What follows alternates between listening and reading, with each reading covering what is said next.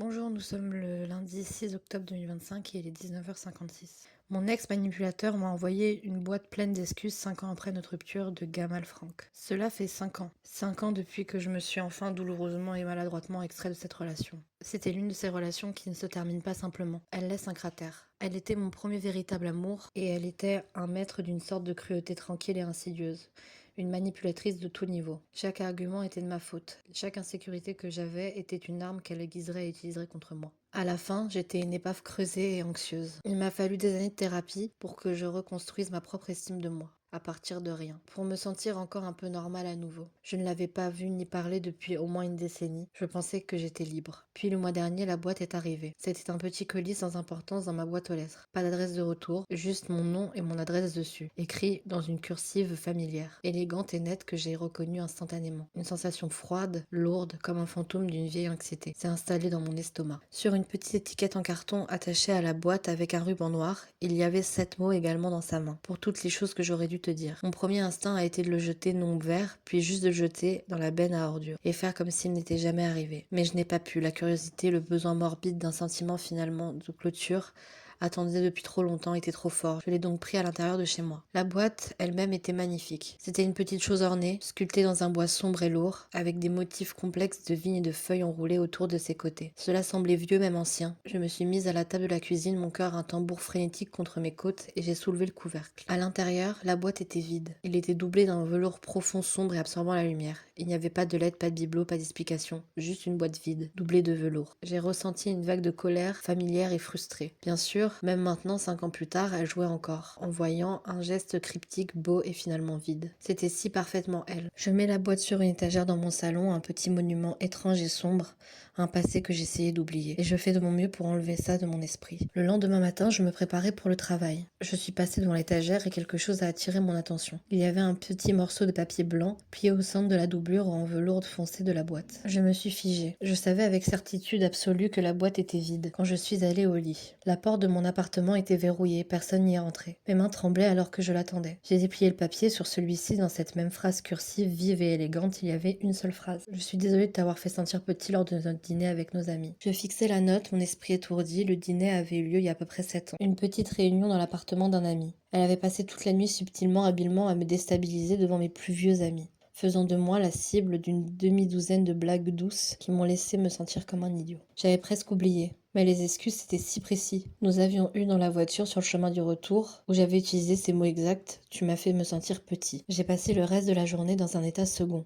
Le billet plié dans ma poche, une étrange houille chaude contre ma jambe. Quand je suis rentrée du travail, je suis allée directement à l'étagère et il y avait une note. Je suis désolée d'avoir lu ton journal. Mon sang coulait. Elle avait toujours juré qu'elle ne l'avait pas fait. Cela avait été une énorme dispute, un soupçon que je n'aurais jamais pu prouver. Mais voilà, une confession, un aveu posthume de culpabilité. J'ai vérifié à nouveau 1 heure plus tard, une autre note était là. Je suis désolée d'avoir menti sur l'endroit où j'étais cette nuit-là. C'était le rythme de ma vie pour la semaine suivante. La boîte est devenue une machine à excuses sans fin automatisée. Chaque fois que je la regardais, une nouvelle note, un nouveau morceau de papier plié. Un nouvel éclat de notre passé toxique m'attendait. Chaque note était une confirmation que je n'avais pas été fou. La manipulation, tout ça était vraiment réel. C'était comme si toutes ces vieilles blessures que j'avais étaient enfin frappées.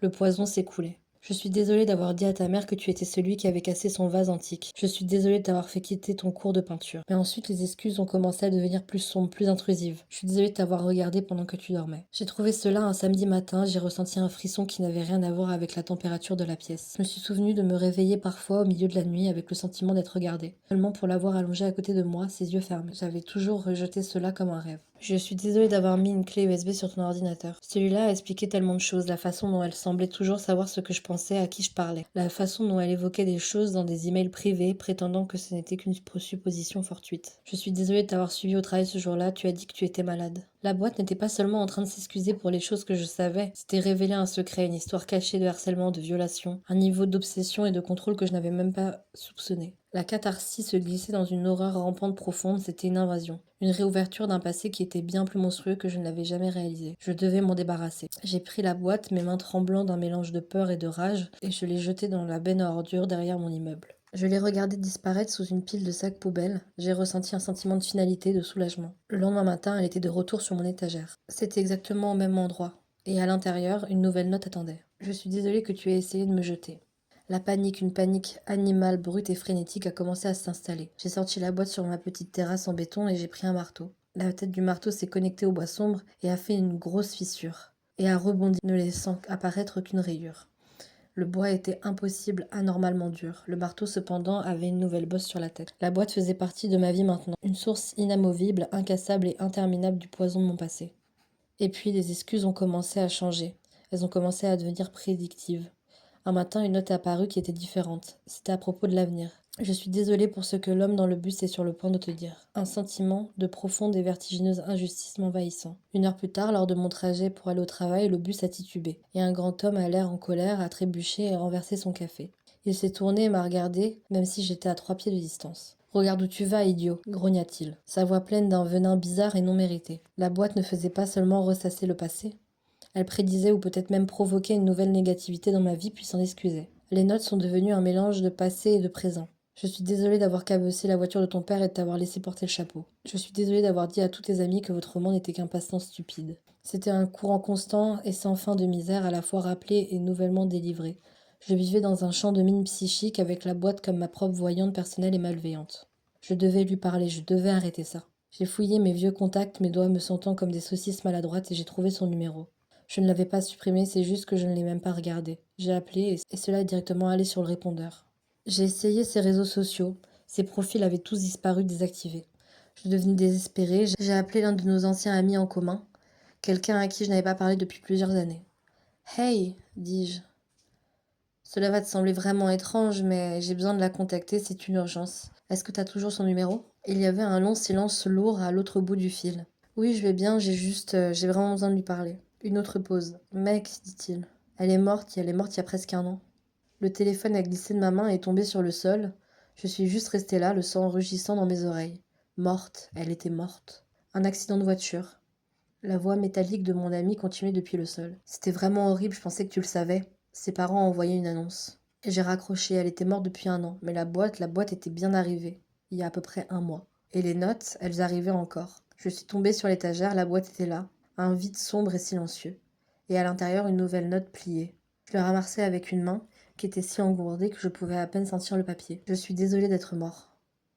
Mon esprit s'est brisé. La dernière fragile barrière entre le monde rationnel et ce cauchemar éveillé, impossible, s'est complètement dissoute. C'était autre chose, quelque chose d'au-delà de la tombe. J'écris cela maintenant parce que je ne sais pas quoi faire d'autre, je suis piégée. Les notes n'ont pas arrêté, elles sont différentes maintenant. Ils ne sont plus seulement des excuses pour la vie que nous avons partagée, ce sont des dépêches, des cartes postales de l'enfer dans lequel elles se trouvent, et ils sont plus terrifiants que toutes ces cruautés terrestres. Ce matin, il y en avait 3.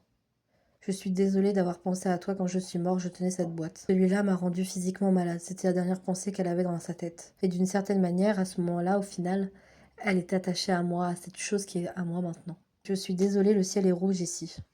Je suis désolée, les gens ici n'ont pas de cœur, ils ont juste des espaces vides. La dernière note, celle qui est assise sur mon bureau en ce moment, celle qui m'a finalement poussée à écrire cela, à créer le vide et à prier pour que quelqu'un ait une réponse, est arrivée à peu près il y a 1 heure. Je suis désolée, je dois y aller maintenant. Celui avec le visage souriant revient vers moi. Je ne sais pas quoi faire, je pense que je suis liée à un fantôme, et son lien seul avec le monde est moi. La boîte est sur mon étagère et je sais avec une certitude qui me détruit lentement qu'un nouveau billet m'attend déjà, et maintenant j'ai peur de le lire.